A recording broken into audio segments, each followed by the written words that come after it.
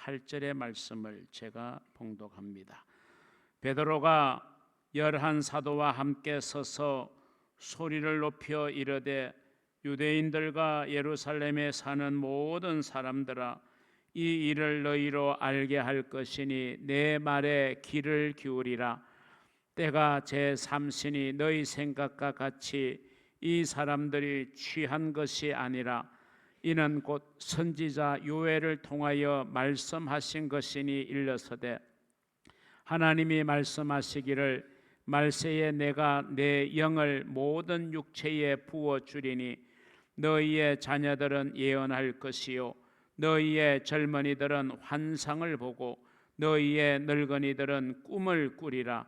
그때에 내가 내 영을 내 남종과 여종들에게 부어 주리니 그들이 예언할 것이요. 아멘. 우리 한번 성도의 인사 나누도록 하겠습니다. 당신이 더 행복했으면 좋겠습니다.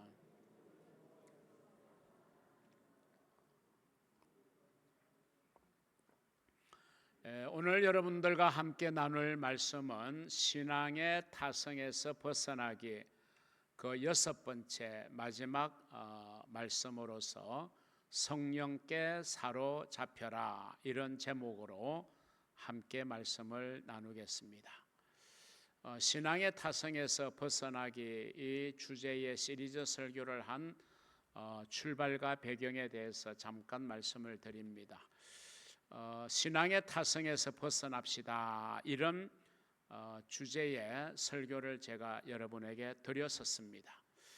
그러면서 우리가 신앙이든 또 우리가 각자가 하는 역할이든 또 우리가 해야 될 일이든 공부든 사업이든 뭐 직장이든 우리가 안일함에 젖고 또 타성에 빠지게 되는 것은 굉장히 위험하고 또 좋지 않는 결과를 초래할 수 있기 때문에 우리는 안일함과 나태함과 타성에 빠지는 일을 우리는 경계해야 되고, 우리는 이제 신앙인으로서 신앙의 타성에 젖어 살지 말자, 신앙의 타성에서 벗어나자, 이 말씀으로 제가 여러분에게 말씀을 드리고 그 말씀을 준비하고 선포하면서 하나님이 제게 주신 마음의 감동은, 그러면 이제 신앙의 타성에서 벗어나기 위해서 구체적으로 우리가 어떤 일을 해야 될까, 이 부분에 대해서 말씀을 전해야 되겠다고 하는 그런 마음의 감동을 가지고 이제 시리즈 설교가 그 다음 주에 시작이 되어서 신앙의 타성에서 벗어나기, 이런 주제로 오늘까지 6번에 걸쳐서 여러분과 말씀을 나누게 되는 겁니다.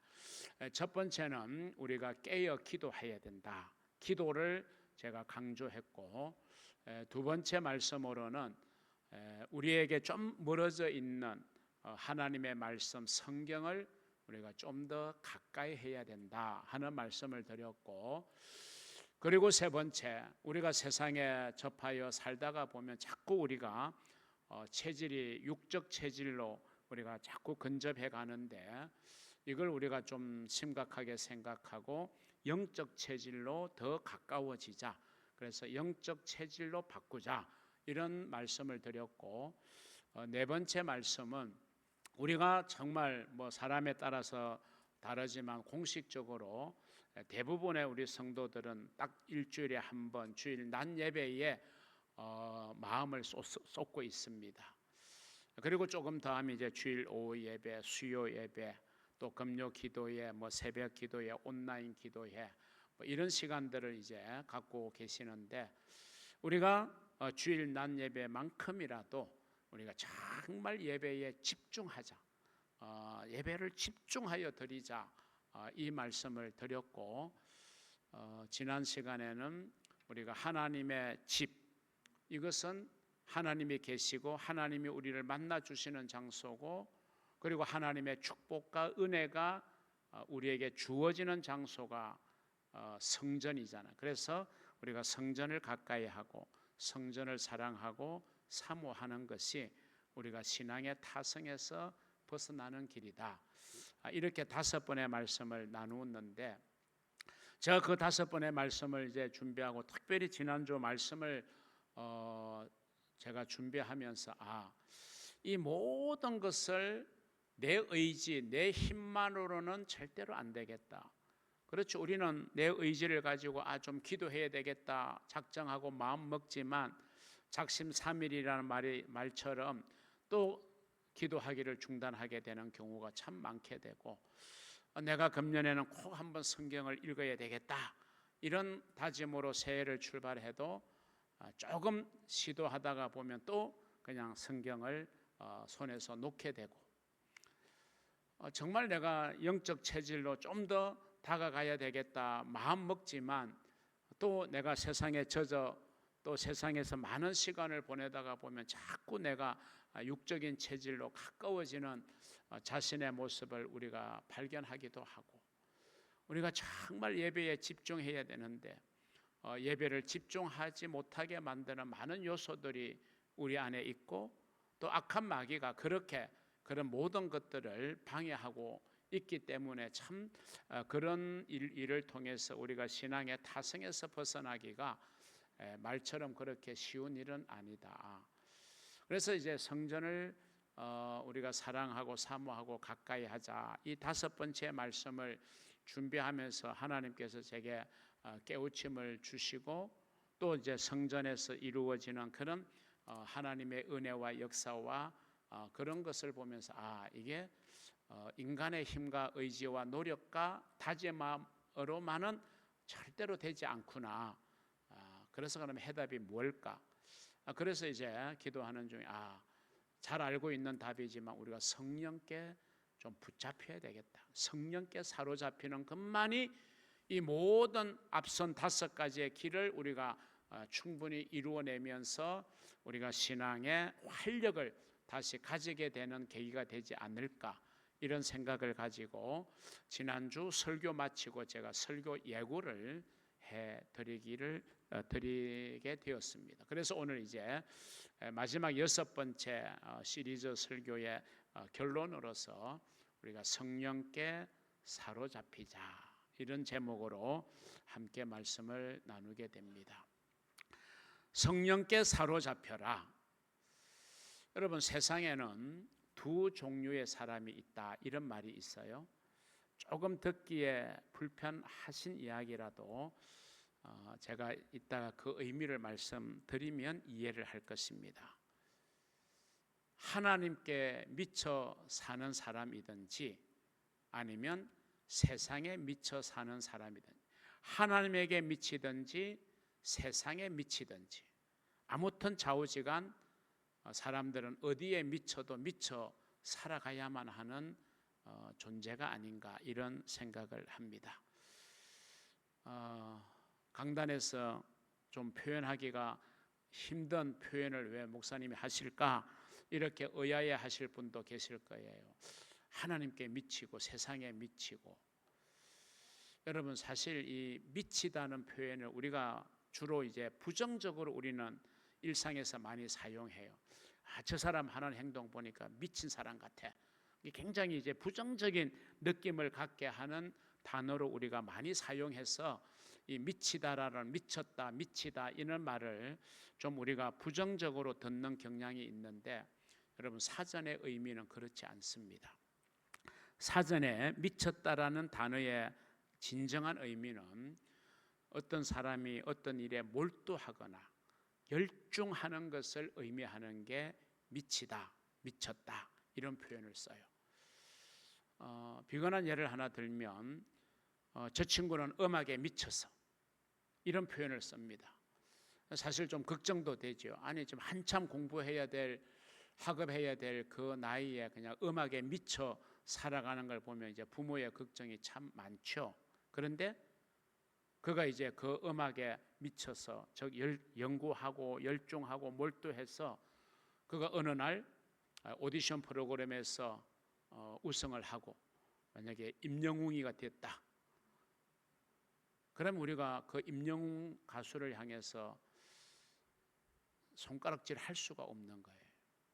우리가 어떤 일에 내가 관심이 있고 또 내 적성이 어울리는 일에 내가 몰두하고 열중할 때 우리는 그 분야에 미쳤다, 이런 표현을 쓰잖아요. 그래서 우리가 긍정적인 의미로 미쳤다라는 말을 써야 되는 것이죠.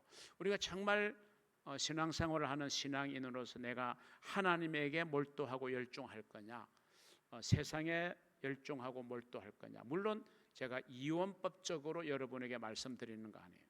하나님께만 열중하고 세상은 등지고 살아라 이렇게 말하는 것이 아니에요.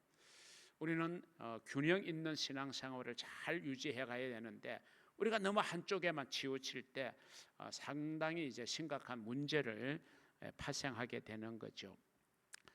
한국의 교회에서 제자 훈련을 아주 본격적으로 도입했던, 그래서 제자 훈련의 거두라고 일컬어지는 목사님 한 분이 계세요. 고인이 되셨는데 사랑의 교회를 개척해서 정말 제자 훈련의 모델로 만드신 옥하는 목사님이시잖아요. 이 옥하는 목사님은 자기가 그렇게 고백해요. 그의 이제 책 중에 보면 광인론이라는 게 있어요. 미칠 광자, 사람 인자, 론자. 자기는 미쳤다는 거예요. 어디에? 제자 훈련에. 자기가 제자 훈련하는 것에 미치지 않고는 제자 훈련을 지속적으로 하기가 어렵다. 그런 의미로 자기는 제자 훈련에 미친 사람이다. 이렇게 표현을 했죠. 사실 요즘 어디든 무슨 일이든 그 일에 내가 미치지 않고는 뭔가 결과나 또는 열매가 이루어질 것이 거의 없습니다. 내가 공부를 통해서 내가 뭔가 성부를 내야 되겠다. 그러면 그 생각을 가지는 학생은 공부에 미쳐야 돼요. 그런데 공부도 적당히 하고 세상 놀이도 적당히 하고 이러면 이것도 저것도 안 되는 거잖아요. 그러니까 내가 어떤 비전을 정하고 꿈을 정한 분야가 있다면 거기에 내가 빠져들어야 돼. 열중하고 몰두해야 돼. 미쳐야 성부수가 나는 것입니다. 사업을 하는 사람이 내가 하는 사업에 그게 미쳐야죠. 그게 열중하고 몰두하고 골몰하게 거기에 매달려야 뭔가 사업의 성부를 보지 않겠어요? 요즘 취직 또는 자격 시험 너무나도 힘든 시대입니다. 적당히 해서는 우리가 성부를 볼 수가 없죠. 그게 완전히 열중하고 몰두해야 뭔가 결과물을 만들어내는 거거든요. 오늘 본문은요 어떤 사건이냐 하면 이제 초대교회 제자들에게 일어난 사건을 다루고 있는 게 이제 사도행전 2장이거든요. 사도행전 2장 오늘 본문 전반부에 보면 전에 보면 본문 이전에 보면요 이제 제자들이 성령의 충만을 받았잖아요. 제자들이 성령에 미쳤어요. 성령께 완전히 사로잡힘을 받았어요. 그 모습을 보고 그래서 그들이 막 나가서 막 방언으로 설교하는 걸 보면서 대부분의 많은 사람들이 생소하거든요. 그래서 저 제자들이 술에 취했다. 이런 이제 표현을 막 쓰면서 웅성웅성 하는 거예요. 그런 걸 이제 제자들이 알고서는 이 베드로를 비롯한 지금 사도들이 지금 그런 생각을 하고 있는 무리들을 향해서 지금 열변을 토하고 있는 게 오늘 이제 생각해보는 본문의 내용이에요. 너희들은 우리들을 보고 술에 취해서 저런 행동을 한다라고 하지만 우리는 절대로 술에 취한 게 아니라 우리는 성령에 취했다. 성령에 사로잡혔다. 성령의 충만함에 우리는 빠졌다. 이렇게 자신들의 상황을 설명하고 있는 내용이 오늘 우리가 생각해 보려고 하는 본문의 내용입니다. 그래서 제자들이 완전히 변화되게 되어진 결정적인 계기가 바로 오늘 이 사도행전 2장에 나오는 성령에 사로잡히는 사건이었습니다.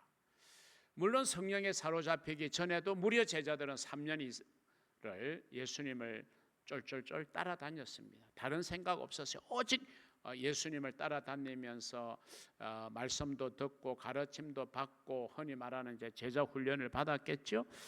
자, 그런데 이 제자들은 이제 그런 내용들이 이제 사복음서에 기재되어 있잖아요. 근데 사복음서에 보면은 정말 우리가 본받아야 될 제자의 모습도 분명히 있어요. 그런데 또 한편으로 보면 어떻게 저럴 수 있을까라는 정말 부정적인 제자들의 모습도 우리는 사복음서에서는 적어도 발견하게 되는 것입니다. 왜 그렇습니까? 그들이 예수님을 따르긴 했지만 온전히 사로잡히지 못했다는 데 그런 문제가 있어요.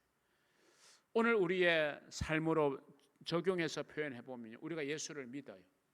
예수를 믿긴 했어요. 예수 안에 거하긴 했어요.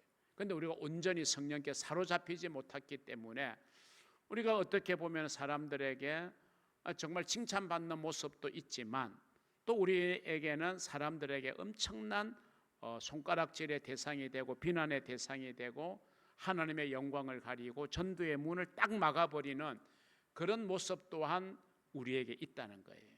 우리는 서로 다른 이중적인 모습을 가지고 살아가고 있는 게 지금 오늘 우리 현실의 우리 그리스도인들의 모습이다라고 하는 것이에요.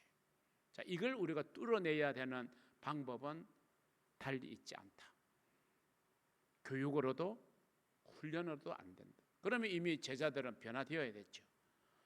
그런데 결국 성령께 사로잡히는 것, 이것만이 우리를 변화시키고 우리를 새롭게 하고 우리가 모든 것에서 벗어나서 우리가 정말 자유함을 누리고 열매를 맺어갈 수 있는 유일한 해결의 방법, 그것은 바로 우리가 성령께 사로잡히는 것, 이것밖에는 없다는 거예요.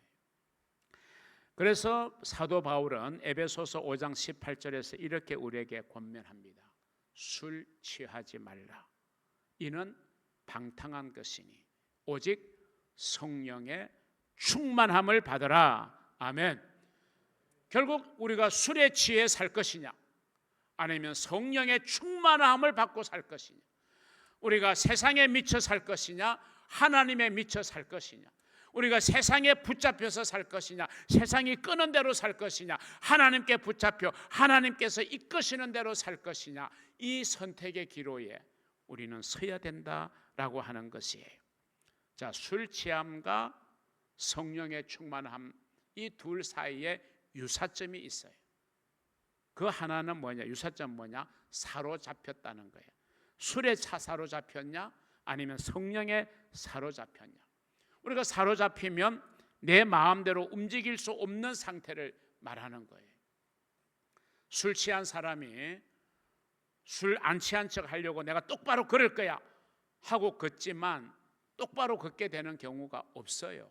비틀거릴 수밖에 없어요. 왜? 술에 취했기 때문에, 술에 붙잡혔기 때문에. 술 취한 사람이 해서는 안 될 행동 중에 하나가 운전대 잡는 거잖아요. 그런데 호기를 부려서 나는 술 취했지만, 술 마셨지만 나는 똑바로 운전할 수 있어. 그래서 운전대를 잡지만요, 여러분, 취함의 강도에 따라서 이게 엄청난 불행을 자초할 수도 있는 거죠. 왜? 내가 술에 취하게 되면 내 의지대로, 내 생각대로, 내 판단대로만 이끌리는 게 아니에요. 결국 술이 나를 붙잡은 거예요. 나를 이끌어 가는 거예요. 자, 그런데 이 술 취함과 사로잡힘, 이 사이에 차이점이 있어요. 똑같이 취한 거는 취한 건데, 술 취함은요, 자기 기능이, 지각 기능에 마비가 오게 되는 거예요. 다시 말하면 판단력이 좀 아무래도 흐려지게 되고요, 이해력이 떨어지게 되고요, 분별력이 조금 현저히 저하되게 돼요. 그래서 이 모든 것들이 정상적으로 작동하기가 어려운 상태, 그게 술 취함의 상태 아닙니까? 그러나 성령의 취함, 성령의 충만함이라는 것은요, 오히려 나의 정신, 지성, 의지, 마음, 생각, 이런 것들을 오히려 더 편안하게 하고, 죄에 억눌려 또 여러 가지의 것들에 억눌림 받던 그런 것들이 풀어지고 자유함을 얻기 때문에 오히려 더 좋은 상태로 전환이 되어지는 거예요. 그래서 그런 것들이 활성화되어지는 거예요. 술은 나의 이성을 마비하고 지각을 마비하고 마음과 생각을 억제하게 만드는 역할을 하지만, 성령의 충만함은 그런 것들을 보다 더 역동적으로 활성화시킴으로 말미암아 삶이 훨씬 더 활력이 있게 되어지는 것입니다. 성령에 취하게 되면요, 이전에 행동하지 못했던 것들을 행동할 수 있게 돼요. 이전에 생각하지 못했던 놀라운 생각들을 우리가 할 수 있게 되고요, 이전에 깨닫지 못했던 것들을 깨닫게 되는 이런 놀라운 역사가 있어요. 우리가 성령의 감동, 성령의 충만함을 받고 성령의 사로잡힘을 받으면요, 우리의 마음에 막 감동이 일어나요. 내 마음에 막 요동이 일어나고 움직임이 일어나요. 그래서 그런 것들을 통해서 내가 순종하고 반응할 때 놀라운 역사를 일으키게 되는 거예요. 그래서 성경은 말합니다. 너희들은 술 취하지 말고 성령의 충만함을 받아라.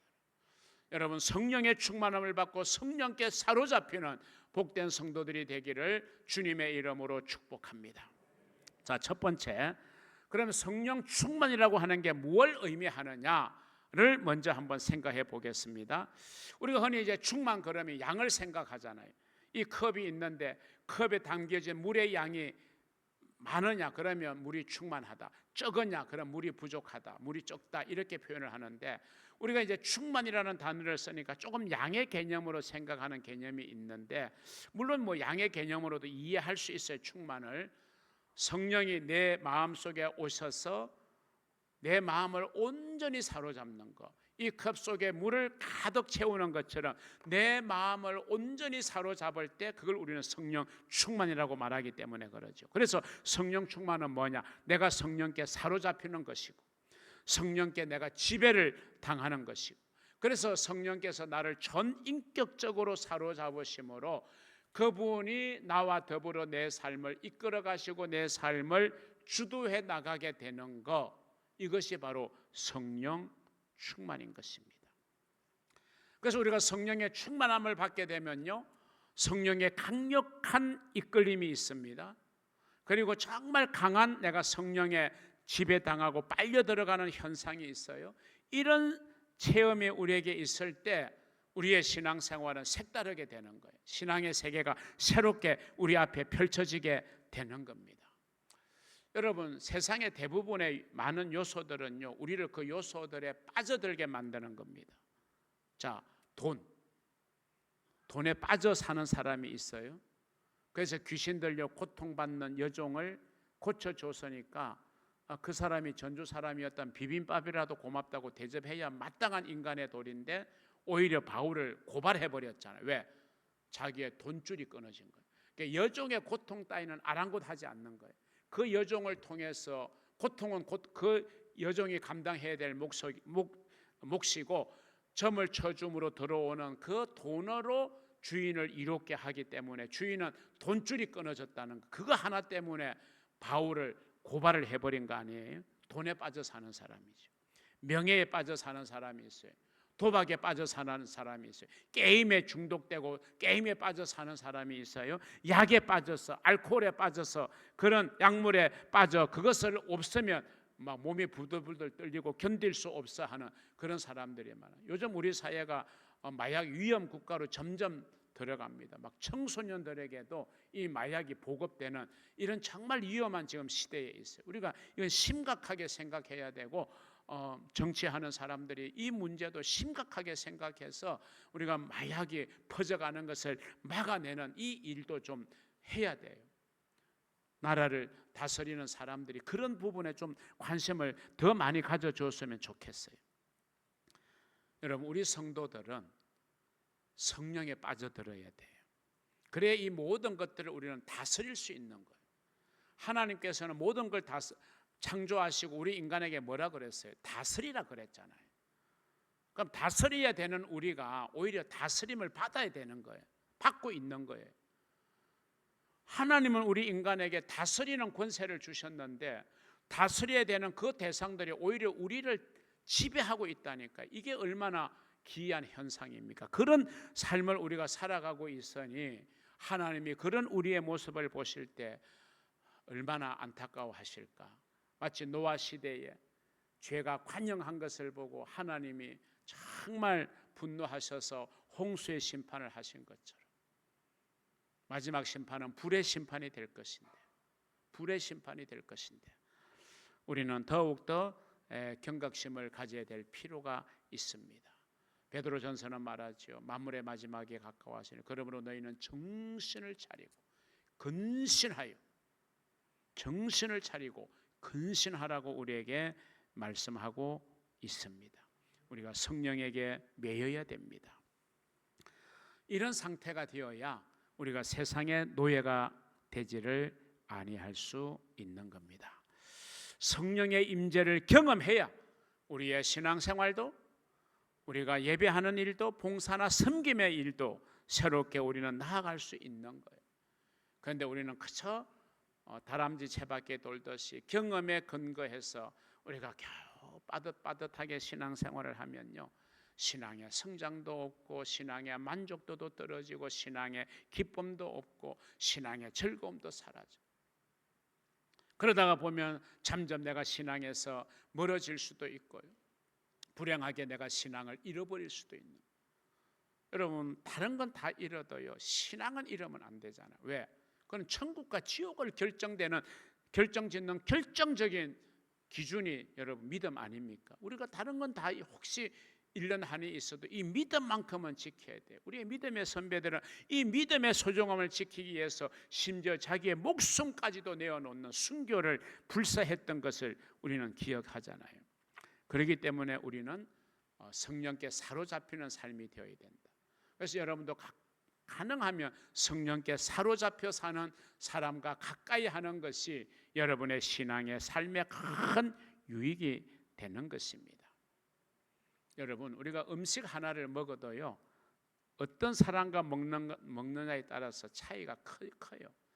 정말 뭘 먹더라도 맛있게 먹고 막 기쁘게 먹는 사람하고 음식을 먹으면 덩달아 나도 맛있게 음식을 먹게 돼요. 그런데 여러분, 소위 말하는 음식을 먹어도 그냥 반찬 하나도 깨작깨작 먹으면서 평가하고 불평하고 왜 이리 짜, 왜 이리 싱거워, 왜 이렇게 만들어서 그 온갖 그냥 토를 달면서 깨작깨작 먹고 투덜거리고 불평거리는 사람과 함께 먹으면 그 함께 먹는 사람조차도 그냥 입맛이 떨어져요. 맛있게 못 먹게 돼요. 여러분, 음식은요, 맛있게 먹어야 돼요. 그래야 그 음식이 내게 도움을 줘요. 나에게 역할을 하게 해줘요. 우리가 음식을 먹는 이유가 뭡니까? 건강을 얻고 기력을 가지기 위해서 음식을 먹는데 왜 우리가 같은 음식을 먹으면서도 좋게 먹어야지 깨작깨작 먹어요? 여러분, 우리가 예배 드리는 일도 마찬가지고요, 주의 일도 마찬가지고 기도하는 것도 마찬가지예요. 우리가 신나게 해야 돼요. 즐겁게 해야 돼요. 행복하게 해야 돼요. 그래야 여러분 기쁨의 열매가 많이 있는 줄 믿습니다. 여러분, 성령의 충만함을 받으면요, 이 모든 것들을 해결할 수 있는 줄로 저는 확신합니다. 성령을 받은 우리 초대교회 공동체가요, 어떻게 살았느냐, 그 모습이 사도행전 2장 46, 47절에 가면 있어요. 그 중에 한마디의 표현이 뭐가 있냐 하면 날마다 순전한 마음으로 음식을 먹고, 이런 표현이 있어요. 아니, 음식을 먹는 걸 그게 초대교회 공동체의 자랑스러운 일로 기록을 해야 할까, 이런 이제 생각을 했던 적이 저도 있었어요. 그런데 요즘 아이들을 키우다 보면 이 아이들의 이 뭐라 그래요, 편식 또는 반찬 투정, 먹는 거와 먹지 못하는 거 명확하게 구분해서 젓가락질도 하지 않는 거, 이런 거 보면서 참 부모님이 많이 속상해하잖아요. 골고루 먹어야 영양이 골고루 갈 텐데. 그런데 여러분, 그런 것조차도 여러분 성령 받으면 해결될 줄로 저는 믿습니다. 왜? 제가 그 주인공입니다. 저는 엄청 입맛이 까다로운 사람이었어요. 첫째, 남의 반찬은 죽어도 저는 못 먹는 사람이었어요. 제가 어릴 때부터 그래요. 남의 반찬 못 먹어요. 그리고 우리 집에 어머니가 해주는 반찬도요, 먹는 거와 먹지 않는 게 명확했어요. 그게 본래 저의 모습이에요. 상상이 안 되시죠? 저의 모습이. 한 번은 어머니가 도시락을 싸주셨는데 점심시간이 되어서 딱 도시락 뚜껑을 여는데 반찬이 간장게장이었어요. 저는 그거 못 먹었어요. 근데 지금은 제가 간장게장 너무 잘 먹잖아요. 그렇죠? 너무 잘 먹잖아요. 여러분, 간장게장 못 먹었어요. 어떻게 했어요? 제가 그대로 뚜껑을 덮었어요. 다른 친구 같으면 그냥 옆에 좀 못 먹는 거면 옆에 친구들 반찬을 좀 얻어서라도 밥을 먹어야 되잖아요. 저는 다른 친구들의 반찬은 못 먹었거든요. 그리고 어머니가 해주신 반찬이라도 제가 딱 아니라 하는 반찬은 제가 입에도 안 되는 그런 아주 까다로운 식성을 가진 사람. 그대로 도시락을 덮어서 쫄쫄 굶고 제가 집으로 갖다 줬어요. 그랬던 저였습니다. 근데 제가 이제 중학교 3학년 때 처음 교회를 가고 제가 이제 고등학교 때 이제 제가 성령을 체험했어요. 여러분, 식성도 변합니다. 성령 받으면요 변해요. 왜 변한지 아십니까? 나는 이유는 설명 못해요. 근데 딱 어느 순간 제 머릿속에 이런 마음속에 이런 생각이 딱 하나님이 떠오르게 하셨어요. 하나님이 주신 걸 네가 안 먹어? 하나님이 주신 건데 뭐든지 먹어야지. 그런 생각이 딱 드니까요, 그때부터는 제 식성이 완전히 바뀌기를 시작했어요. 지금 제가 못 먹는 게 있어요. 첫째, 없어서 못 먹어요. 그럼 여러분이 좀 안 줘서 못 먹어요. 다 떨어져서 못 먹지 저 못 먹는 게 없어요. 뭐든지 저는 먹습니다. 저 본래 그런 사람이 아니거든요. 변했어요. 제가 만약에 어릴 때 식성을 그대로 가지고 있으면서 목회한다고 생각해보면 여러분 얼마나 불편하시겠어요. 뭐 지금은 그런 일이 없지만 옛날에는 다 신방하면은 집에서 다 대접했잖아요. 부흥회도 집에서 준비해서 대접했는데 목사라는 사람이 신방 와가지고 모처럼 식사 반찬 준비해서 주는데 깨작깨작 먹는다 생각해 보세요. 대접하고도 시험 들게 되잖아요. 근데 하나님이 다 해결해 주신 거예요. 성령 받으면요 그런 것도 해결되는데 하나님께서 해결 못할 일이 뭐가 있겠어요. 여러분을 정말 얽어매고 있는 모든 사슬들도 다 풀어지게 할 줄로 믿으시기를 주의 이름으로 축원합니다. 자, 두 번째, 영을 따르는 자는 영의 일을 생각한다. 이런 이제 내용의 말씀을 좀 나누고 싶습니다. 우리는 영을 따르는 자가 되어야 돼요. 그래서 영의 일을 생각해야 돼요. 로마서 8장 5절 6절에 보면요, 육신을 따르는 자는 육신의 일을, 영을 따르는 자는 영의 일을 생각하나니. 그런데 생각은 자유라고 하죠. 그런데 결과는 자유가 아니죠. 육신의 생각은 사망이요, 영의 생각은 생명과 평안이니라. 여러분을 사망의 자리로 이끄는 생각에 빠져 사시겠어요? 생명과 평안을 허락해 주시는 그런 생각으로 살기를 원하십니까? 영의 생각을 해야 돼요. 영의 생각을 하려면 우리가 성령께 사로잡혀야 돼요. 성령의 사람이 되어야 돼요. 그래야 우리는 영의 생각을 하게 되고 그렇게 살게 되니까 결과적으로 우리를 생명과 평안으로 이끌어 가는 것입니다. 육신의 생각이 죽고 영의 생각이 우리를 주도하도록 우리 자신을 맡겨야 되는 거예요. 여러분, 생각을 내가 주도하는 것 같지만요, 사실은 성령이 주도하도록 내 생각까지라도 온전히 성령님께 맡겨야 되는 거예요. 여러분, 생각은 스치고 지나가는 거니까 뭐 별 영향이 없다고 대수롭지 않게 우리가 여길 수 있잖아요. 아니에요. 생각은 너무나도 중요해요. 그 사람이 항상 뭘 생각하느냐가 그 사람을 만들어가는 거예요. 성경이 말하고 있어요. 그 사람의 생각이 어떠한 것 그 사람의 위인도 그러하니라. 그 말은 무슨 말이, 쉽게 풀면 사람은 생각대로 사람이 만들어진다는 거예요. 그게 하나님의 말씀이에요. 그러니까 여러분이 무슨 생각을 하느냐에 따라서 그 생각대로 여러분이 빚어져 간다 이 말이에요. 그러니까 생각이 그냥 대수롭지 않는 게 아니에요. 정말 중요한 게 생각이에요. 그런데 그 생각을 내가 마귀에게, 육신에게 맡겨 살겠어요? 아니면 내가 성령에게 맡겨서 성령이 내 생각을 주도하도록 그렇게 나를 맡기는 것이 지혜롭겠어요? 여러분, 생각쯤이야. 뭐 생각은 자유롭게 할 수 있는 거지. 생각하는 자유도 있어야지. 이렇게 여러분 대수롭지 않게 생각한다면요, 그 마음을 여러분 바꾸셔야 돼요. 왜? 생각이 내 인생을 결정하기 때문에. 작은 생각도요, 우리는 잘 예민하게 점검할 줄 알아야 됩니다. 왜냐하면 생각이란 내가 마음대로 조절할 수 없는 부분이에요. 그래서 성령이 임하시면요, 나의 그 생각을 사망으로 끌어가는, 좋지 않는 결과를 만드는 생각으로 성령이 나를 이끌어가는 게 아니라 좋은 결과를 만드는 방향으로 내 생각을 성령이 이끌어 가시기 때문에 우리는 성령께 내 생각마저도 우리는 온전히 드려야 되는 거예요. 그래서 성경은 우리에게 성령의 충만을 받으라 그렇게 말하는 거예요. 결국 성령의 충만이 뭐냐? 내 생각이 성령님께 지배당하고 성령님께서 다스려지게 하시고 성령님께 온전히 맡겨져서 성령이 내 생각을 주도해 가시도록 할 때 여러분 우리의 삶이 완전히 변화될 수 있는 거예요. 그거는 남녀노소가 불문입니다. 어린아이라도 성령의 충만을 받으면요 달라지게 돼요. 청소년 달라지는 거 당연하고요. 성령을 받으면 놀라운 변화가 일어나요. 태도가 고쳐져요. 구별된 삶을 살게 돼요. 그리고 미래의 꿈이 더 확고해지게 돼요. 영적 근위를 드러낼 수 있어요. 그리스도인의 기품이 드러나요. 나이에 상관없어요. 신앙의 연수에 상관없어요. 우리가 성령께 온전히 사로잡히며 그런 모습이 우리 안에 일어나게 될 줄로 믿으시기를 바랍니다. 마지막 세 번째, 성령께서는 우리를 사로잡으셔서 우리의 마음에 감동을 주시거든요. 또 우리의 마음에 소원을 일어나게 하시거든요. 거기에 우리가 반응해야 돼요. 순종하면요 여러분 틀림없습니다. 성령께서 저와 여러분을 강하게 이끄시는 감동 때문에 때로는 우리가 서원도 하고 또 약속도 하고 또 나름대로 작정도 하잖아요.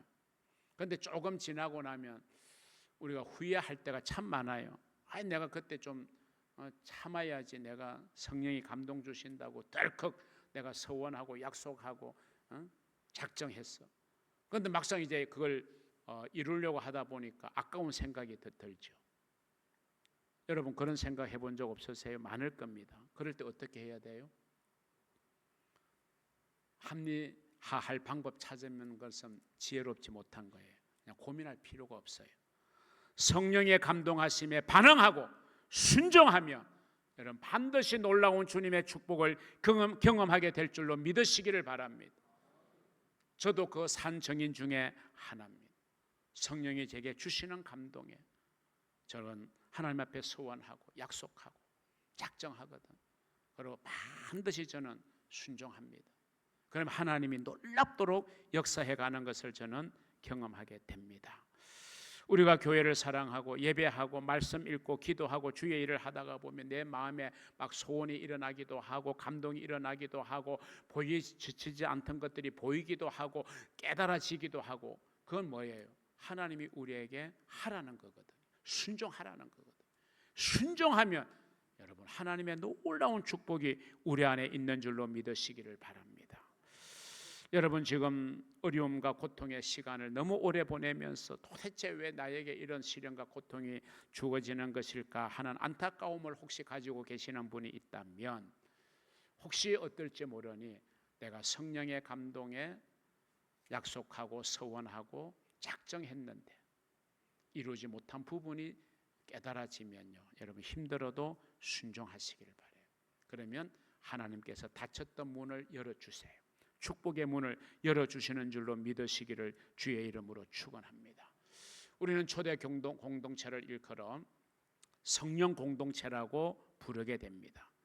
성령께서 교회 공동체 구성은 하나하나를 다스리시고 지배하는 그런 무리들로 이루어진 공동체였기 때문에 초대교회 공동체는 성령 공동체였어요. 다시 말하면 성도들의 마음을 성령이 움직였다는 거예요. 다른 것으로 움직여지지 않아요. 여러분 다른 어떤 것으로도 여러분의 마음은 움직이지 않아요. 성령의 감동, 성령의 붙잡힘 이런 역사가 일어나야 교회가 사랑의 공동체가 되고 성령의 공동체가 되고 샬롬의 공동체가 될 줄로 믿습니다. 사랑하는 성도 여러분, 오늘 우리가 섬기는 교회 공동체도 성령 공동체가 되어야 돼요. 이 교회를 섬기는 구성원인 저와 여러분 한 사람 한 사람도 성령의 이끌림 받는 삶이 되어져야 될 줄로 믿습니다.